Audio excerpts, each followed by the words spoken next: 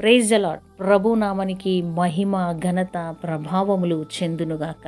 ఆయనకే కృతజ్ఞతాస్తుతులు చెల్లునుగాక. దేవుని వాక్యం సెలవిస్తుంది. నిర్గమకాండము 13వ అధ్యాయం 21వ వచనం. వారు పగలు రాత్రియు ప్రయాణము చేయునట్లుగా యెహోవా త్రోవల్లో వారిని నడిపించుటకై పగటివేళ మేఘస్తంభములోను వారికి వెలుగునిచ్చుటకు రాత్రివేళ అగ్నిస్తంభములోను ఉండి వారికి ముందుగా నడుచుచూ వచ్చెను. దేవుని స్తోత్రం. ఇజ్రాయేలు ప్రజల్ని దేవుడు వెలుగులో నడిపిస్తూ ముందుకు ఆయనే నడుచుచున్నాడు. యెహోవా త్రోవల్లో వారిని నడిపించుటకు మేఘస్తంభముగాను అగ్నిస్తంభముగాను వారికి ముందుగా దేవుడే నడిచినాడు. దేవునికి స్తోత్రం. ఈరోజు నీతో నాతో ప్రభు వాక్యం మాట్లాడుతున్నది. ప్రియ సహోదరి సహోదరుడా, ఏ పరిస్థితిలో ఉన్నా నీకు దేవుడు అద్భుతమైన రీతిలో ఆశీర్వాదాలు విడుదల చేయబోతున్నాడు. ఎందుకంటే నువ్వు ఒకవేళ భయంకరమైన మార్గముల గుండా వెళ్తున్నావేమో, శ్రమలు, బంధకములు, నిందలు, అవమానములనే దారి గుండా నువ్వు నడుస్తున్నావేమో, ఇక్కడ దేవుడు అంటున్నాడు నీకు వెలుగుగా నేనే ఉంటానంటున్నాడు. ప్రభువే నీకు వెలుగుగా ఉండి ఆయనే నీకు త్రోవలు, ఆయన త్రోవలో అంటే నీకు వెలుగుగా దేవుడుండి ఆయన త్రోవలోకి నిన్ను తీసుకెళ్ళడానికి మేఘస్తంభముగాను అగ్నిస్తంభముగాను నీకు వెలుగునిస్తూ ఆయన నీ ముందు నడుస్తున్నాడు. కాబట్టి నువ్వు భయపడవలసిన అవసరం లేదు. దేవుడు ఏర్పాటు చేసుకున్న బిడ్డలం మనం. ఆయన చేత మనము సృజించబడిన వారము. ఏ ఆపదొచ్చినా, ఏ బంధకాలున్నా, దుష్టుడు ఎటువంటి భయంకరమైన పరిస్థితులు మన ముందు తీసుకొని వచ్చినా పరిశుద్ధాత్మ దేవుడే మనకు తగిన సమయంలో ఆయన వెలుగై ఉండి ఆయన వెలుగులోకి మనం నడిపిస్తాడు తప్ప దుష్టుని చేతికి మనని అప్పగించడు. ఆయన రక్తము ఇచ్చి మనని కొన్నాడు. కాబట్టి ఆయన పరిశుద్ధుడు, జీవము కలిగిన దేవుడు, అత్యున్నతుడు, ఆయన భీకరమైన దేవుడు. నువ్వు ఏ పరిస్థితులు, ఏ బంధకాల్లో ఉన్నా వాటన్నిటినీ విర్రగొట్టించి నిన్ను నీ జీవితంలో నీకు దేవుడే వెలుగుగా ఉండి అగ్నిస్తంభముగా మేఘస్తంభముగా వెలుగునిచ్చుటకు నీ ముందు యెహోవానే నడుచుచున్నాడు. పరిశుద్ధాత్మ దేవుడు అంటున్నాడు, జీవము కలిగిన దేవుడు, జీవాధిపతి అయిన దేవుడు ఈరోజు పరిశుద్ధాత్మ దేవుడు ఈ ఉదయం కాల సమయమందున ప్రభు సెలవిస్తున్న మాట, నువ్వు చీకటి గుండా వెళుతున్నావేమో, నువ్వు బంధకాలనే రహదారి గుండా వెళుతున్నావేమో, నీ వేదన గుండా నువ్వు నడుస్తున్నావేమో, అయితే నీ త్రోవలో దేవుడు అగ్నిస్తంభముగా మేఘస్తంభముగా వెలుగునివ్వబోతున్నాడు. ఆయనే నీకు ముందు నడుస్తున్నాడు. దేవుడు మనకు ముందుండగా మనం ఎవరికి భయపడవలసిన అవసరము లేదు. నీ మార్గములన్నీ మార్చగల శక్తి దేవునికి ఉన్నది. నీ చీకటినంతా వెలుగుగా మార్చగల శక్తి దేవుడికి ఉంది. అద్భుతమైన రీతిలో ప్రభు నడిపించబోతున్నాడు.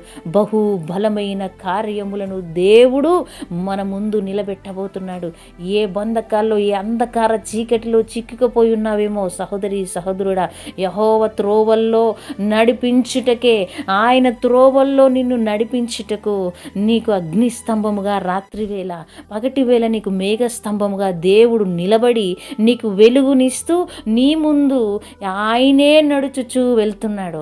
తండ్రి నీకు స్తోత్రం. ఈరోజు ప్రభు అంటున్నాడు, నీకు వెలుగు ఇవ్వడానికే దేవుడు అగ్నిస్తంభముగా మేఘస్తంభముగా నిలబడి ఉన్నానంటున్నాడు.